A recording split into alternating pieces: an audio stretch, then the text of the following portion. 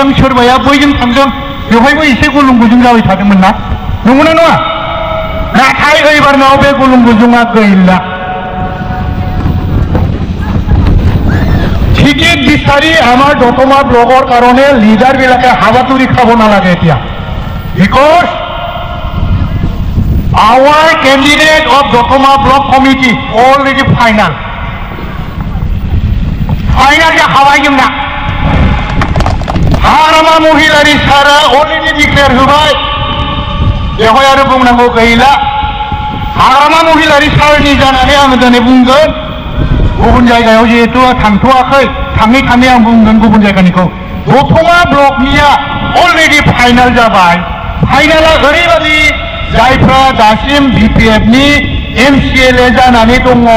10 जन बे 10 जना सोर सोर हाग्रामा महिलारि सार गावनो सासे बरजरानि मुनमुन ब्रह्म सासे सराइबिलनि मृत्युंजय नार्जारी सासे दतमानि प्रकाश बसुमतारी सासे बावखुंग्रिनि धनेश्वर गयारी सासे सालाकाटि ब्लकनि देरहासार बसुमतारी सासे निसिमा ब्लकनि जेम्स बसुमतारी सासे काजलगाव समष्टिनि पानिराम बसुमतारी सासे आरो अदालगुरि धनसिरिनि सासे फैलाव मा मोनो प्रेस मुसाहारि गासै 10 जना अलरेडि फाइनाल जाखाबाय बेखौ अलरेडि जोंना चिफ सारा हाग्रामा महिलारि सारा अलरेडि डिक्लेयार होबाय होनायनि खारना मा बियो जाहैदों बिथांमोनहा देरहाखांनायनि उनाव जोंनि सरकारा फैयाखिसै जोंनि सरकारा फैयैनि थाखाय बे 5 बोसोराव बिथांमोनहा खामानि मावनो जोंनि सुजुग सुबिदा होनांगौखौ मावनानै होनो हायाखिसै मानोना गभर्नमेन्टआव गैया ओंखायनो जिहेतु एबार गभर्नमेन्टआव फैफिनखासिगोन दा फैगासिनो थानाय बिटिसि इलेक्सनाव जोंनि बिपिएफआ हारसिङैनो गेलेनानै गभर्नमेन्ट दागोना बेयो खाथांखासै बे हिसाबै बे 10 जनखौ बिटिसिआव खामानि मावनो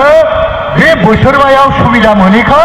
बोसोरबानि थाखाय सुबिदा होफिननो नागिरदों बिथांमोनखौ नंखायनो रायजोफ्रा गोसोआव लादो जोंना केन्डिडेटआ फाइनाल जाबाय हाग्रामा महिलारि सारा डिक्लेयार होबाय बिथाङा जाहैबाय जोंना प्रकाश बसुमतारी एसे गसंदो जायनाखि दासिम एमसिएलएखा आरो जोंना मोनसे खोथा रायजोफोर दतमाया ज' जानानै ग्रोब ग्रोब थांनानै देरहाखांनायनि उनाव इएम बिनानै लायनांगोनलै हागोन ना हाया जोंना लिडारफ्राबो थांनांगोन ज' ज' दतमाया गोदोनानै थाबाय दतमाखौ होननानै बड'फा उपेन्द्रनाथ ब्रह्मखौ होननानै सारा आसामाव सारा बुहुमाव नाम गायनानै गुबुन गुबुन जायगाया सुजुग सुबिदा लागासिनो दं नाथाय बड'फानि जोनोम सान जोनोम जायगा बड'फाखौ जेराव फबदों थुलुंगाफुरि दतमाखौ जेरावबो गिनानै थायो नाथाय जोंनाव दतमायाव फैबा जेबो गैया मावनानै लानो बे सुबिदाखौ जों मोनाखै जोङो सिगाङाव मोनदोंमोन लकेन्द्रनाथ ब्रह्म गोनां समाव बिथाङाबोथ' इन्टारिमावसो दंमोन ना फुल फ्लेजेड इएम नङामोन इन्टारिम सरकारावसो दंमोन बे हिसाबै बिथाङाबो मावनो सुबिदा मोनाखै ओंखायनो आङो गोबां बुंनो सानाखै रायजोफोर दिनैनिफ्राय बे गेट टुगेदार प्रग्रामनि उनाव बयबो साखाफारा जाखादों दुब्लियाव जेरै माइ गायनो साखाफारा जायो इलेक्सननि थाखाय बिटिसि इलेक्सननि थाखाय साखाफारा जाखानानै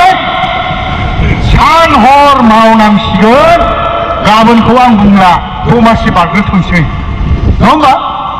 दमासिया फैबाय दिनै 5 तारिख 14 तारिखआव माग बिहु गतिके 10 दिननि उनाव जै होनानै बयबो हौवा हिनजाव ओंखारनांगौ आरो जों जेरैखि जाया दतमाखौ देरहाहोफिनबावनांगौ इएम लाहोनानै इएमखौ जोंनो बिगोन हाग्रामा सारनाव दतमानि जाय लिडारफोर दं जोंना राजेन ब्रह्म दं आदा रबिलोचन ब्रह्म दं आदा मामोन धीरेन्द्रनाथ ब्रह्म डिस्ट्रिक्टनि भाइस प्रेसिडेन्ट जनिक लाल जोंनियाव दतमायाव साबा सेन्ट्रेल कमिटियाव दंखायो आरो बिनि गेजेराव बयनिख्रुइबो देरसिन पर्टफलिय'आव दङ जोंना राजेन्द्रनाथ ब्रह्म बिपिएफनि जेनाखि कनस्टिटिउशन এই কনস্টিটিউশন ড্রাফটিং কমিটির চেয়ারম্যান হিসাবে তেখেতে দায়িত্ব লই আছে গতিকে আমি দুজন তিনজন গই যদি হাগ্রামা সারক যদি রিকোয়েস্ট করো ইএমএফ হওয়ার কোনো কথা নাই দতमा ब्लक बेनिखायनो आं गोबां बुंनो सानला रायजोफोर दिनै बे खोथाखौनो रायजोफोरनो खिन्थानो आरो खामानि मावलांनो होननानै बे प्रग्रामखौ लानाय जादों आं गोबां बुंनो सानाखिसै मानोना सेन्ट्रेल कमिटिनि आरो मोनसे खोथा जोंहा सेन्ट्रेल कमिटि बिपिएफनि कनफारेन्स फैगासिनो दङ 21 तारिखआव बेंटलाव जागोन चिरां डिस्ट्रिक्टनि बेंटलाव नाथाय बिनि सानसे आगोल सिडब्लिउसि पिएमबि बिसोरो सानसे आगोल जिरायग्रोगोन जोंनि खामानिया जाबाय 21 तारिखआव फुंनि 8 बाजियाव बेंटलनि फोथाराव सौहैनांगौ आरो जोंनो डिरेक्टिभ हरखाबाय गोजौनिफ्राय मोनफ्रोमबो ब्लकनिफ्राय 100 जन थांनांगौ बेवहाय खुनु सेलनि खोथा गैया ज' जाजाय पेरेन्ट बडि वमेन इयथ बिएसइउ आरो सेलफोर ब्लकआव जेसेबां सेल दङ बिथांमोनखौ ज' लानानै 100